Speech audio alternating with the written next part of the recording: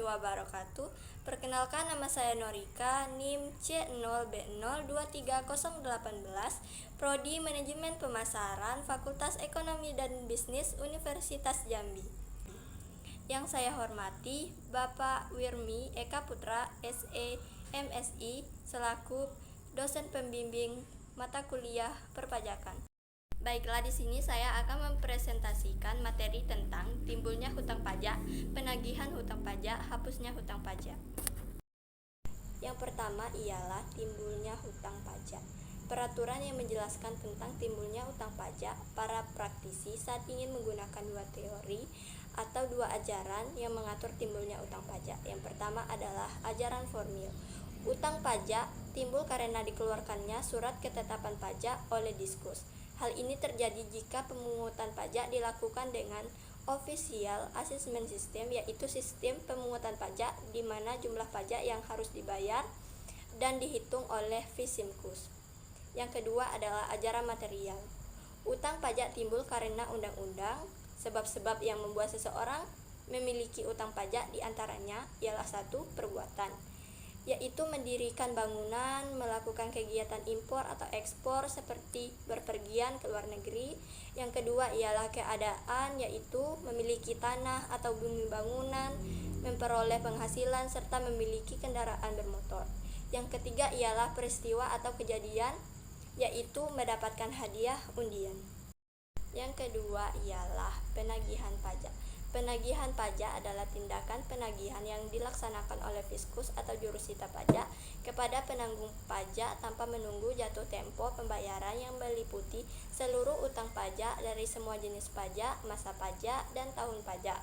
Prosedur penagihan dengan surat paksa merupakan cara penagihan yang terakhir di mana Fiskus melalui jurusita pajak negara menyampaikan atau memberikan surat paksa, melakukan penyitaan dan melakukan pelelangan melalui kantor lelang negara terhadap barang milik wajib pajak. Penagihan dengan surat paksa ini dikenal dengan penagihan yang keras. Penagihan aktif dapat dilakukan dengan 4 tahap, yaitu 1. Surat teguran. Surat yang diterbitkan oleh pejabat untuk menegur atau memperingati wajib pajak untuk melunasi utang pajaknya. Yang kedua ialah surat paksa. Wajib pajak atau penanggung pajak tidak melunasi utang pajaknya sampai dengan tanggal jatuh tempo dan penanggung pajak tidak memenuhi ketentuan dalam keputusan persetujuan angsuran atau menunda pembayaran. Yang ketiga adalah surat penyitaan.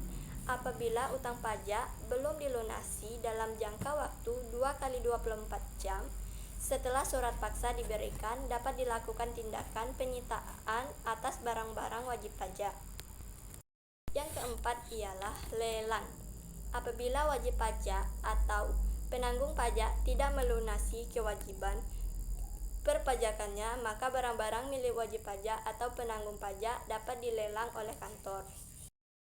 Yang terakhir ialah hapusnya hutang pajak. Yang pertama meliputi pembayaran. Pembayarannya secara tunai oleh wajib pajak ke kas negara. Yang kedua adalah kompensasi. Wajib pajak memiliki kelebihan dalam membayar pajak yang sebelumnya. Yang ketiga ialah kedaluarsa. Menagih pajak kadaluarsa setelah melampaui waktu 5 tahun terhitung sejak tanggal terutang pajak. Yang keempat adalah pembebasan. Merupakan sarana hukum pajak untuk melepaskan tanggung jawab wajib pajak berupa membayar pajak. Yang kelima, penghapusan atau peniadaan. Cara penghapusan diberikan karena keuangan wajib pajak.